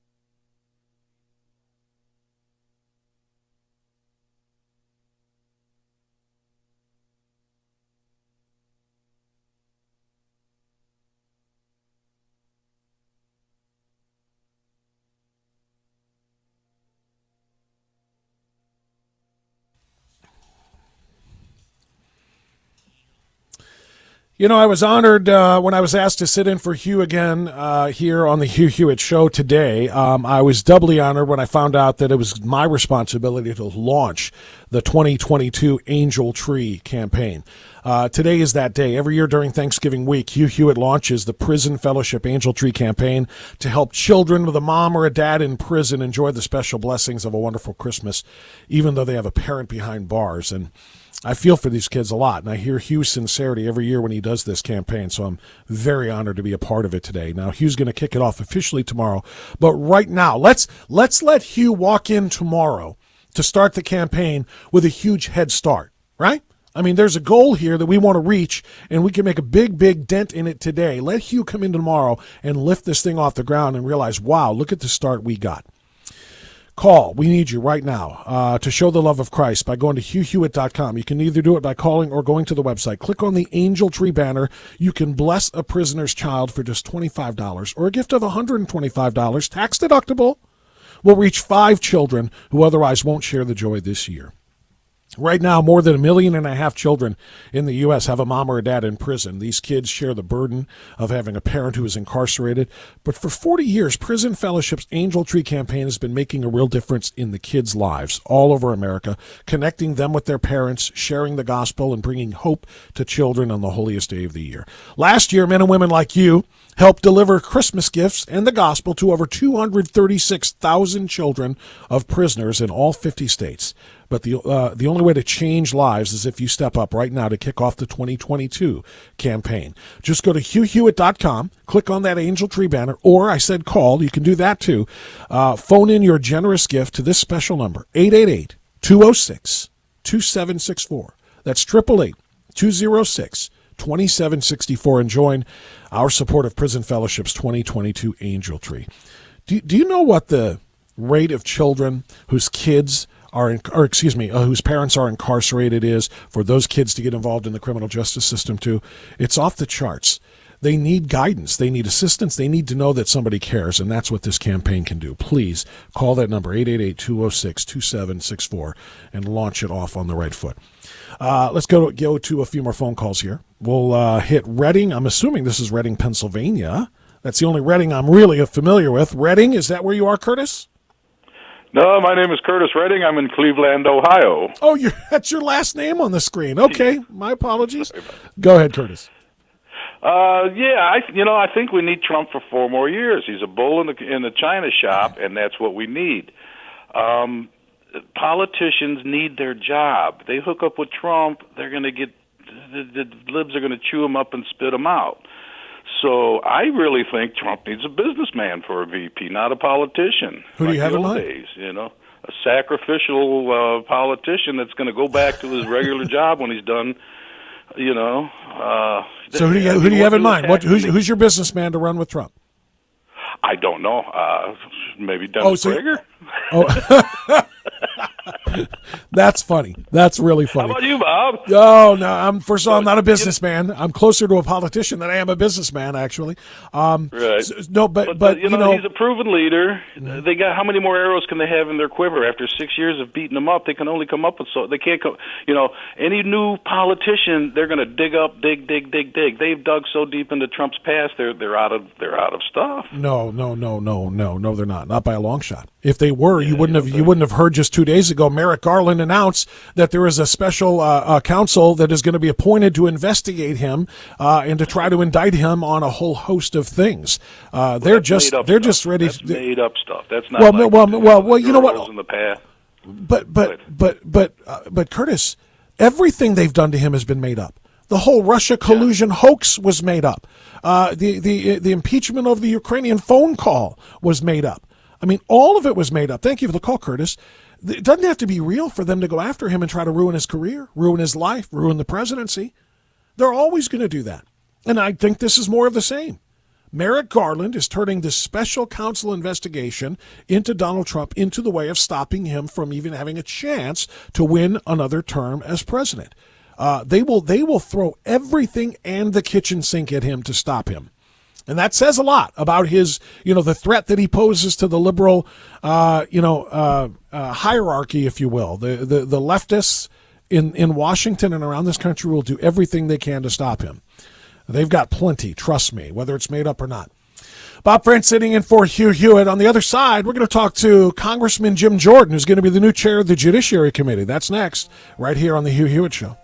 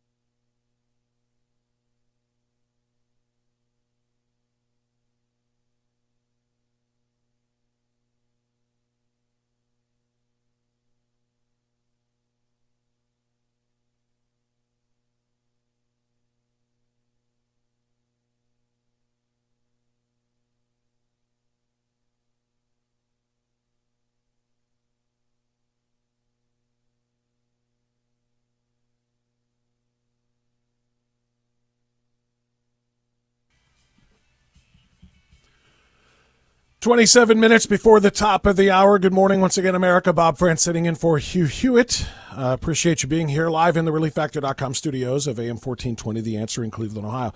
Let's welcome my regular Monday guest on my local program in Cleveland, which follows this one. We're going to bring Jim Jordan coast to coast now, the new and upcoming chairman of the House Judiciary Committee. I've been calling you the minority leader rather for such a long time.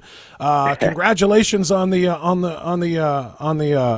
what's the word I'm looking for here? The promotion, Congressman. Yeah. Well, thanks, Bob. Good to be with you. Hope you're all set to have a great Thanksgiving week. It's good that we won. It's good that we got the majority, and we can begin to push back on this crazy left agenda of the Biden administration. Hopefully curtail some of the crazy spending, and then also, as we talked about several times, do the oversight work that we're required to do under the Constitution. Yeah, that's extraordinarily important. Let's talk about that because, would it have been nice to have a wave and have the 20 or 25, 30, 35 seat majority? Sure.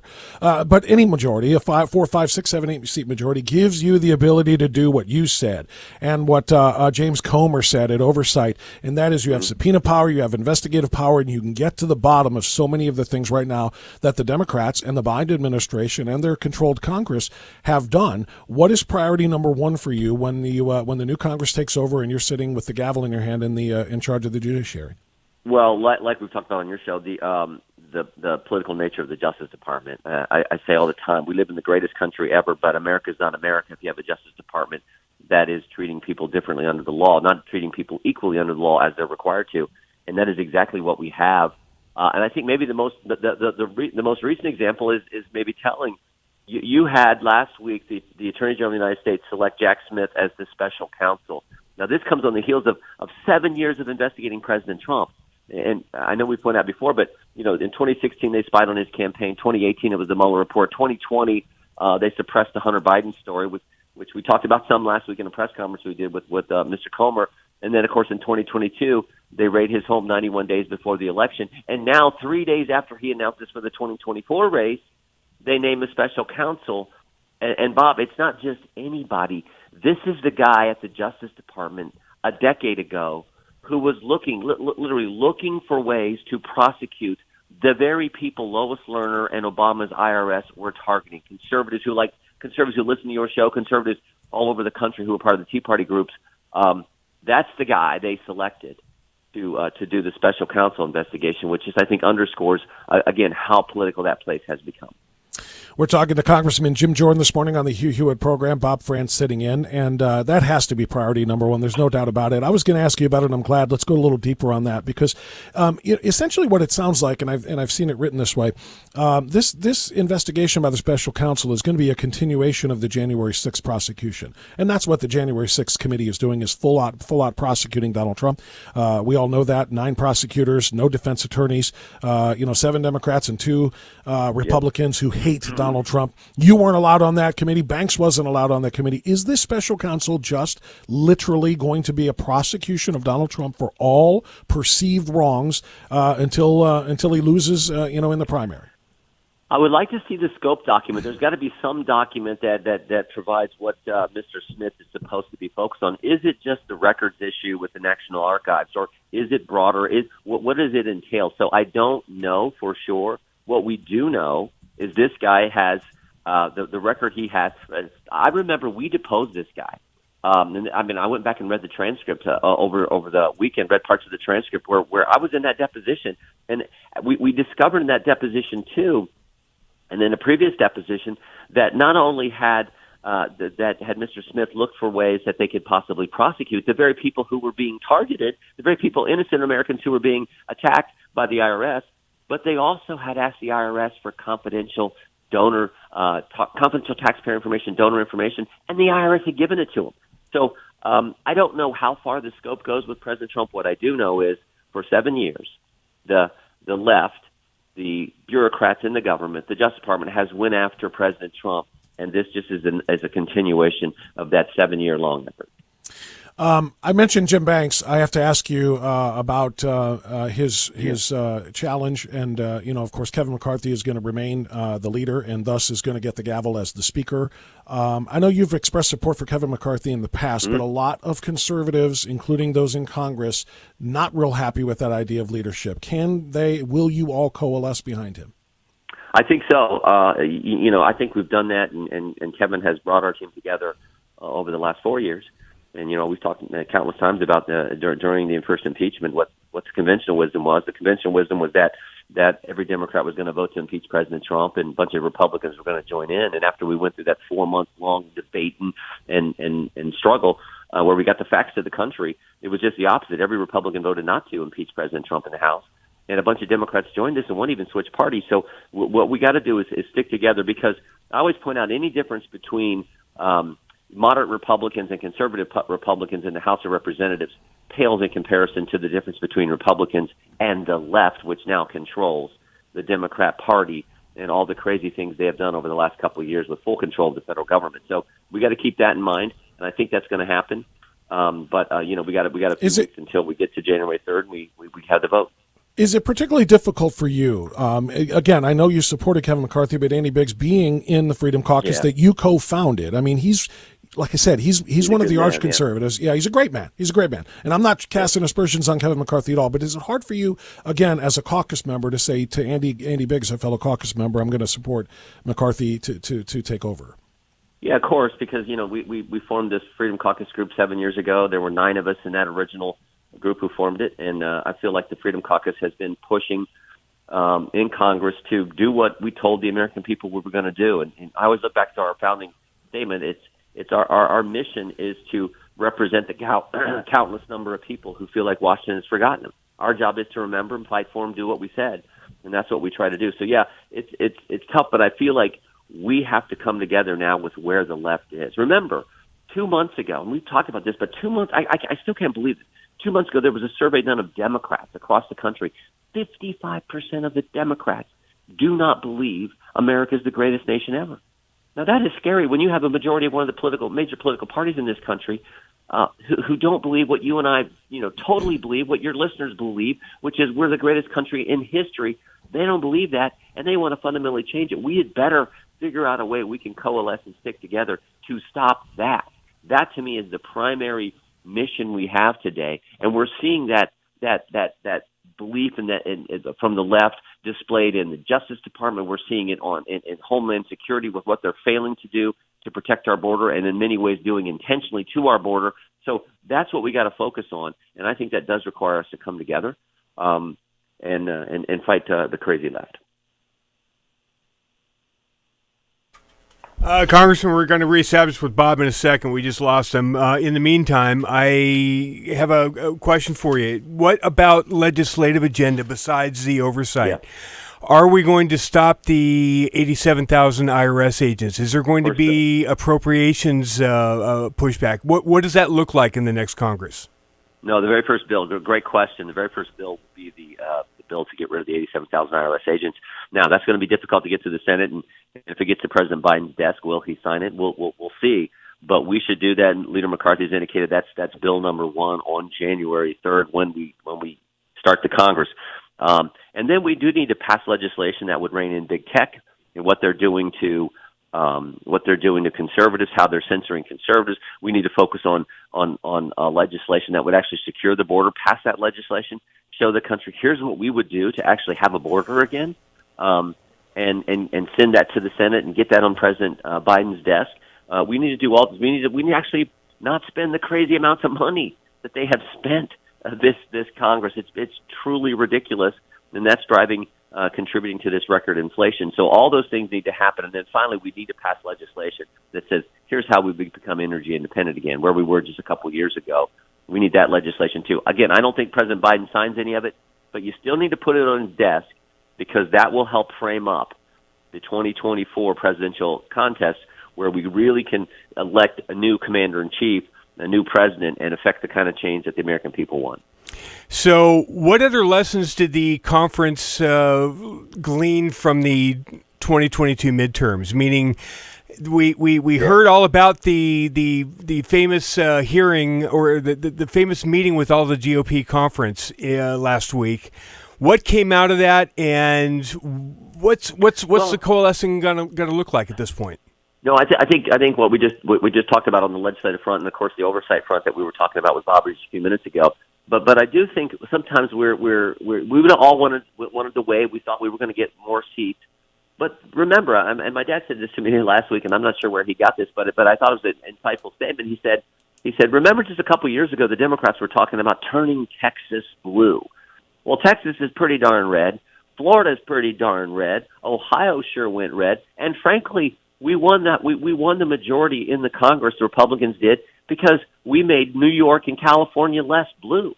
So I think there's some positives to take away from this election for Republicans. Now, we didn't get the seats at the overall number that we'd hoped, but what happened in New York, what happened in California, those are where we actually, got over the finish line and got the majority from those two states. And of course, there were several states that I think showed that just how strong Republicans did up and down the ticket. So I think that's something we got to take away from it. And then of course, just on a practical nuts and bolts kind of perspective, we need to get much better at this. What they're doing in these states that allow this crazy ballot harvesting, we're actually going to have to engage in that too.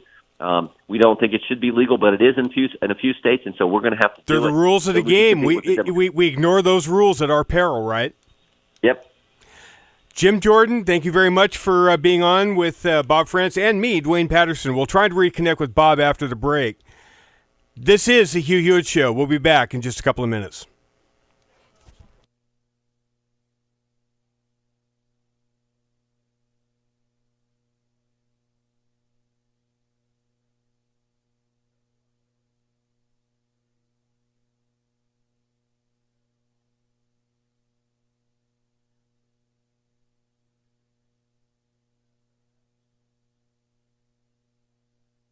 Sierra Pacific Mortgage, 888-888-1172, have special programs to get you into a house. The 2-1 program, the 1-1 program, they buy down your rate.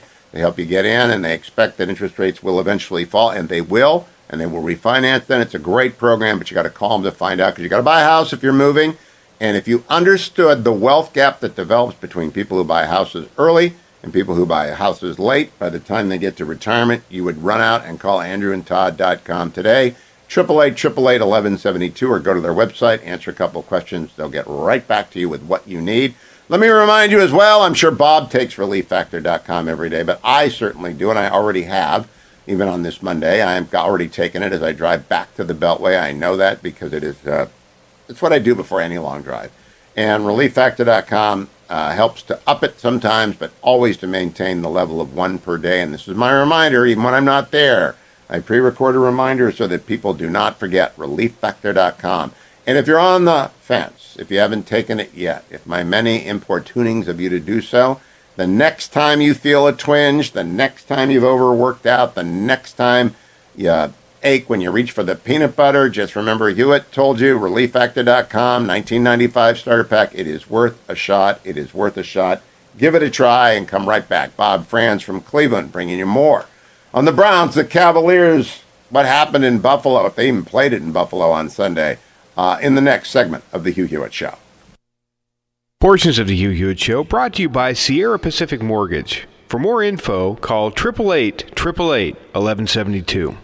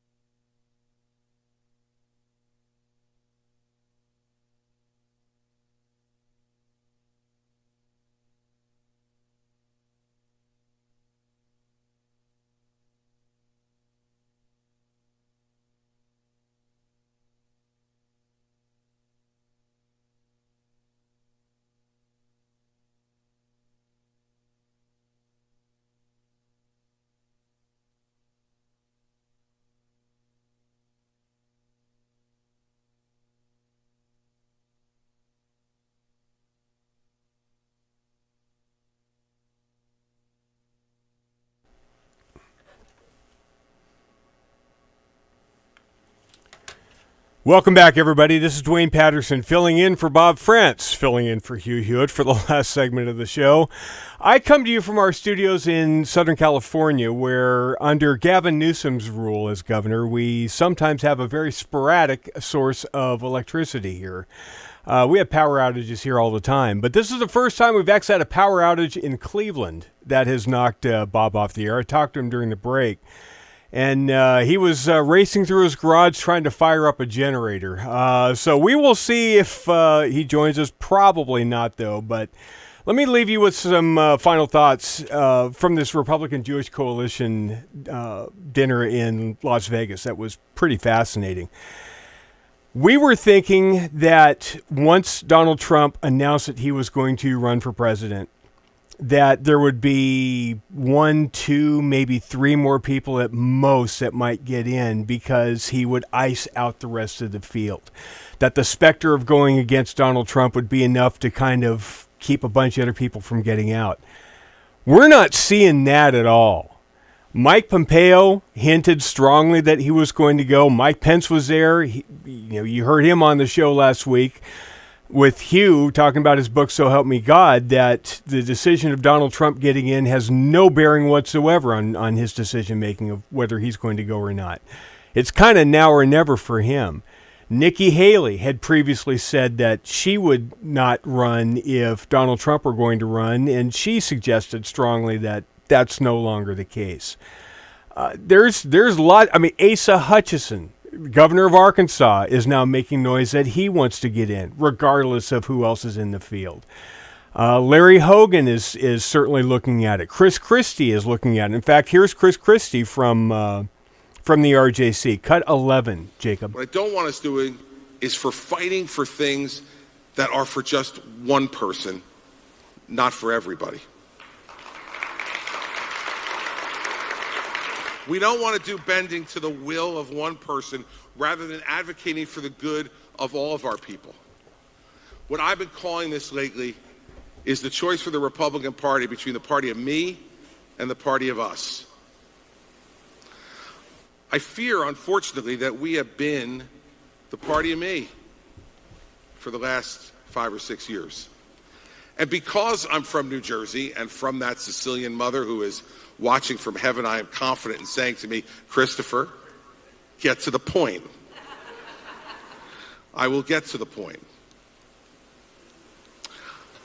I was the first candidate who left the presidential campaign in 2016 and endorsed Donald Trump. I chaired Donald Trump's transition. I want you to all think about this now. I want you just for a moment to close your eyes and picture this, please. I played Hillary Clinton in debate prep. If that doesn't keep you up tonight, I don't know what will. I don't know whether to disturb her more or you, but either one. I chaired the President's Opioid Commission. And then I played Joe Biden in debate prep in 2020. I had to take some significant sedatives before I did. But nonetheless, I did faithfully play Joe Biden in debate prep. So when we're standing and forming a line about who did what to try to make Donald Trump and his presidency as successful as possible, I would argue that there are a few people who stand in front of me. I was there early, I was there faithfully, and I was there all the way until election night 2020. Now, let me tell you something about Chris Christie. There's a lot of you out there, and I know every one of you who think that, no, come on, there's no way Chris Christie's going to make it through the primary. He's too centrist, he's too squishy, he's too that. Let me tell you what Chris Christie running for president is going to do on the debate stage with Donald Trump. There's nobody else on the stage that knows every thought that Donald Trump will have in his head during a debate, unlike Chris Christie. Every minute of debate prep Donald Trump has ever committed to, Chris Christie has been there with him along the way. Chris Christie, remember what he did in 2016 to Marco Rubio, right? basically all but ended his presidential aspirations in a debate early on in that cycle. Chris Christie could be the one to take out Donald Trump on a debate stage. Now, whether he becomes president or not, I have no idea. I'm not picking sides one way or the other. But he could certainly become, a attorney general or something in the next Republican administration if he didn't get the nomination. But before you just completely discount the specter of a Chris Christie presidency, keep in mind that he can be a pretty powerful force on a debate stage. There is lots of stuff that came out of that RJC thing. Hugh will talk about it tomorrow. I am absolutely positive, because there was lots of news that was made there from people that hinted they wouldn't want to entertain a presidential campaign if Trump were involved, and are now all in, or all but in. Anyway, that's going to be on tomorrow's show. Hugh will be back. This is Dwayne Patterson filling in for Hugh, saying goodbye for Bob France, and we'll see you next time on the next edition of the Hugh Hewitt Show.